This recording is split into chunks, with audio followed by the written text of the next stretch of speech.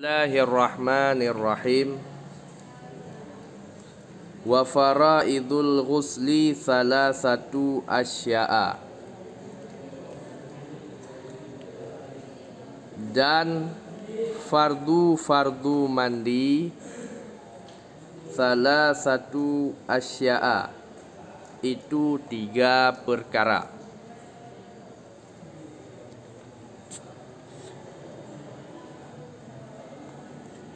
Wa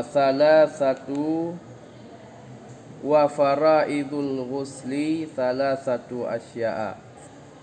Dan fardu mandi itu 3 perkara.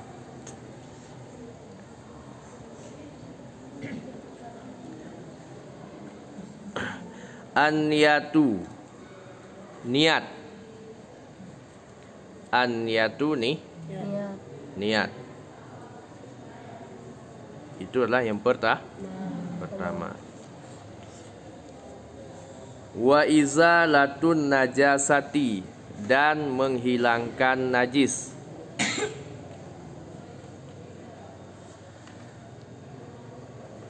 Dan menghilangkan najis in kanat ala badanihi, jika ada atas badannya. In kanat ala badanihi, jika ada atas badannya. Sudah? Wa isalul ma'i ila jami'i sya'ri wal basyarati, dan menyampaikan air. Wa isalul ma'i, dan menyampaikan air. Udah? Ila jami'i sya'ri wal basyarati, kepada seluruh bulu dan kulit. Kepada seluruh bulu dan kulit. Sya'ri itu bulu. Kita sering mengartikan rambut. Tanpa kita sadari, rambut itu juga bulu. Karena dia terletak di kepala, kita bilang rambut. Tapi saat bulu itu tumbuh di ketiak, enggak ada kita bilang rambut ketiak, bulu ketiak.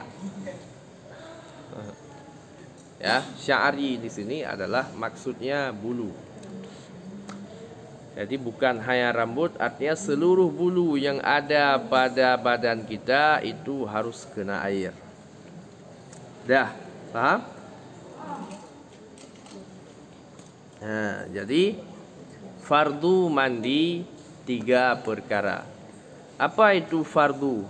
Fardu adalah sesuatu yang harus kita lakukan pada saat mandi. Jika sesuatu itu kita tinggalkan, maka dipastikan mandi kita tidak sah. Paham?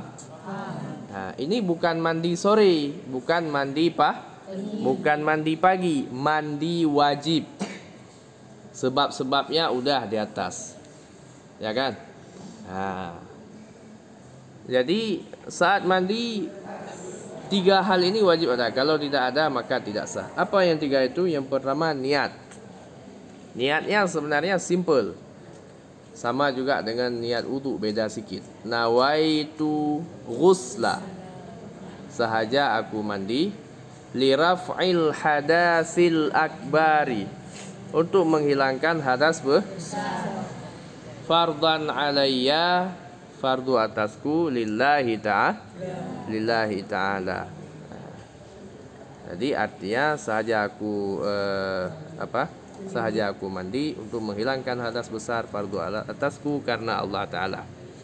Dan kita niat itu kapan? Saat jatuh air ke kulit kita atau ke bulu.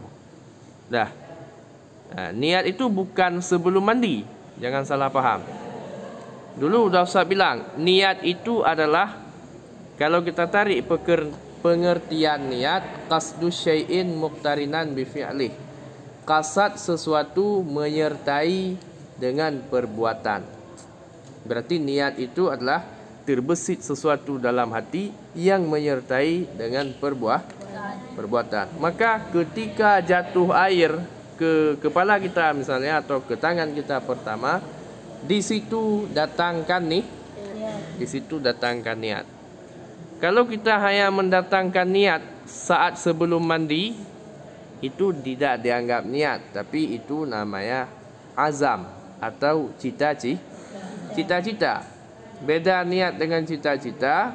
Kalau cita-cita itu terbesitnya sekarang, tapi perlakuannya nanti. Nah, sama misalnya kita ditanya cita-citanya jadi apa? Jadi dokter, jadi pilot. Itu kan bukan hari ini. Nanti itulah yang dinamakan cita-cita. Terbesit sudah dalam hati tapi belum terlakukan. Rencana, itulah rencana mau beli nasi goreng malam ini, masih rencana. Paham? Ini bukan niat, enggak begitu. Niat itu menyertai dengan perbuatan. Paham? Yang kedua, izalatun najasati, menghilangkan najis apabila najis itu ada pada badan. Itu jika ada najis di badan, wajib kita bersihkan najis. Apa contoh najis? Jangan capek-capek, jangan bayangkan nanti tai ayam di badan kita. Mana ada tai ayam, Ustaz? Enggak. Misalnya darah. Darah itu darah itu najis. Darah jerawat misalnya, darah tumut, tahu tumut? Bisul. Itu dah mengalir. Najis itu. Maka kita hilangkan dulu saat mandi wajib. Atau kita pipis asal-asal. Kena paha, ya kan? Itu wajib kita bersihkan. Paham tuh? Paham. Kemudian yang selanjutnya adalah menyampaikan air kepada seluruh bulu dan kulit. Atas nama ada bulu dan kulit di badan kita, itu wajib kita kenakan air.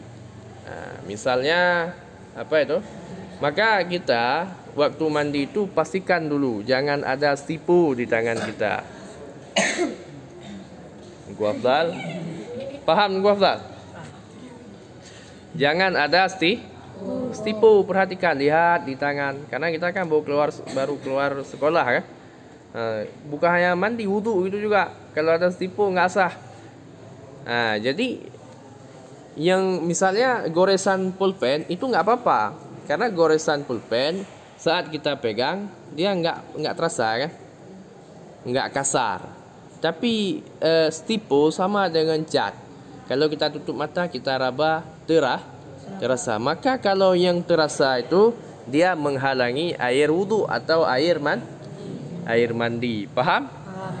Cek dulu tuh. Apa ada? Atau bukan itu lem Altico atau apalah kan? Pokoknya sesuatu yang menghalangi itu. Bahkan minyak rambut kadang terlalu tebal, tancu misalkan, itu pakai sampo. Kalau nggak pakai sampo, dia ditolak berminyak masih rambut.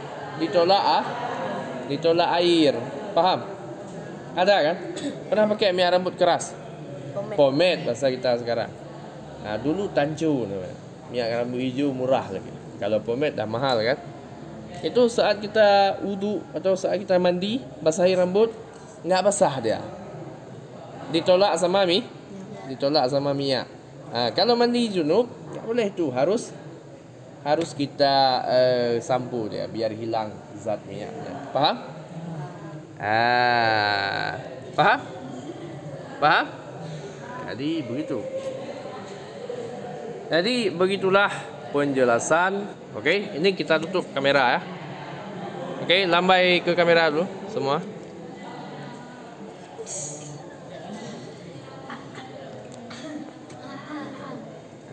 Assalamualaikum.